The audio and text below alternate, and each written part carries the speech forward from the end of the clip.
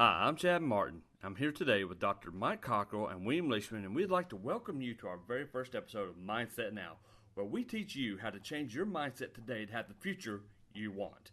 Now, if you have questions about any of our topics or just want to give us some feedback, then write us at yourmindsetnow@gmail.com.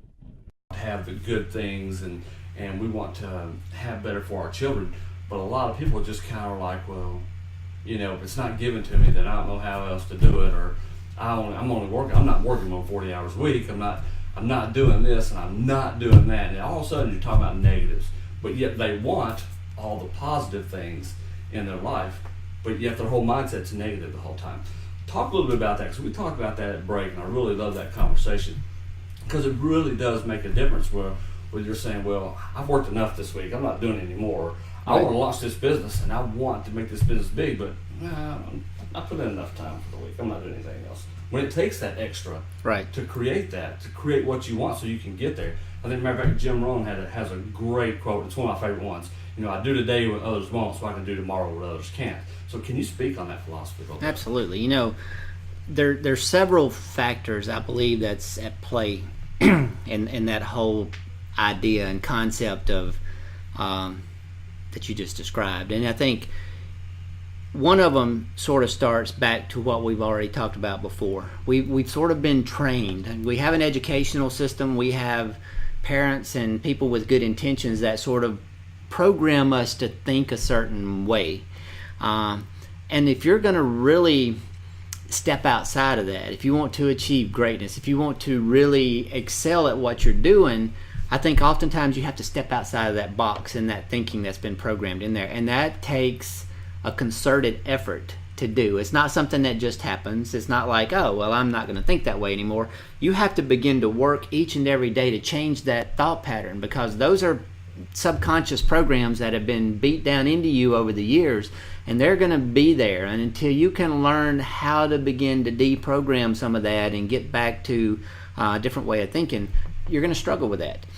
The second thing I think that really plays a role in there is that too many people, we've already talked about this too, too many people are doing things for the wrong reasons. They don't have passion about it. They're doing things because, you know, I've dealt with this with my kids. You ask them what do they want to do when they grow up, and the first thing that sort of comes is they pick things based on how much money they think they can make, or how much time it's going to take, or how long I'm going to have to stay in school. And that's not really the way we need to be training, especially our kids in this younger generation. That's not the way to think about it. You need to find the things that you're passionate about. And if you're passionate about something, I mean, what happens is you go to work with a vision or doing something of your own, and you may spend 12 or 14 or 15 hours and not even realize that time has gone by. You know, it goes by in a flash, but you don't think about it because it's what you really enjoy doing. I think the biggest drawback to that mentality you're talking about, where people feel like if I work 35 or 40 hours a week, then I've sort of done my dues, that's driven because they're doing things that they absolutely hate doing. Bottom line. So if you think that way, you probably need to think about a career change. Absolutely. Because the thing about it is everything that we are experiencing in this life is changing. There is no status quo. There is no static, I've made it and I've arrived. That don't happen. Mm-hmm. You know, and if you think that that's where you're going to get to this place where everything is great, you're just lying to yourself, because that state never happens. So it's a constant evolution that we're going through. And if you're not seeking the things that drive you, that make you want to get up and go do, that break those barriers about limitations, you're going to have a hard time dealing with that. Yeah. And like I said, I think that's so important because we see it every day. I mean, I've certainly been guilty of it. And I think we all have at one point or the other before we change. You know, I think this last year has been the biggest change in my life, especially when it comes from a business standpoint. And, well, maybe not even just a business standpoint, just a personal standpoint, mm-hmm. You know. And that's physically, psychologically, I mean, mentally, you know, I'm probably in a better state now than I've been in a long time. But again, it goes back to what we talked about earlier in one of the earlier segments, you know.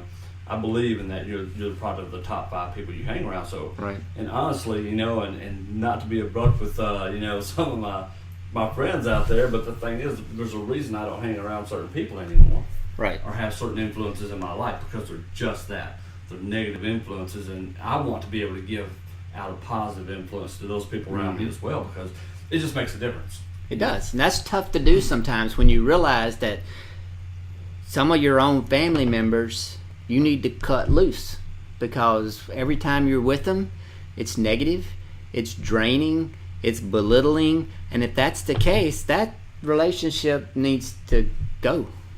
Just put bluntly, because otherwise it is going to hold you back and hinder you from now on. And it's easy to say that, but when that's a son or a daughter or a grandson or a parent or a brother or a sister, that's some tough decision making.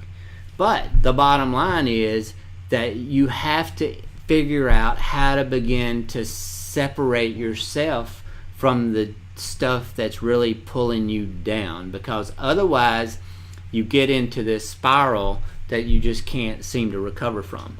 And so you have to do that. Back to the topic that we were talking about a little while ago too, and this is just sort of experience. When you're talking about people wanting to work 35, 40 hours a week and feeling like they've got it, and then they don't understand why they don't have more, why things are not the way they want them. I look back at my experience with starting my clinical practice, and literally, I had to work an extra job in the midst of opening and running a clinic, and I literally would spend 60, 70 hours a week in my clinic, Saturdays and Sundays sometimes, trying to catch up and get things going and growing. And I would spend 3 or 4 nights a week where I had to sleep away from home, away from my wife and kids, just to put food on the table, because that business wasn't healthy enough to sustain itself. And it took me the better part of a year to really get that business up and operational to where it was sort of where I could begin to back off of some of my other stuff. And at the time, I loved what I was doing, was passionate about what we were doing, and working 78 hours a week, no big deal. Now what I've seen though is over the last 3 years or so, it's really, I'm 10 or 11 years into this, and now business is to the point that it's stable enough that it actually is sustainable without me physically having to be present all those hours. So typically what happens is it takes a while to grow that. But what we see is that so many times people will look at where I'm at now, and that's where they want to start. What they have to understand is you can't start there. You have to start back up somewhere and start from zero and get to there. But the opportunities today are so tremendous.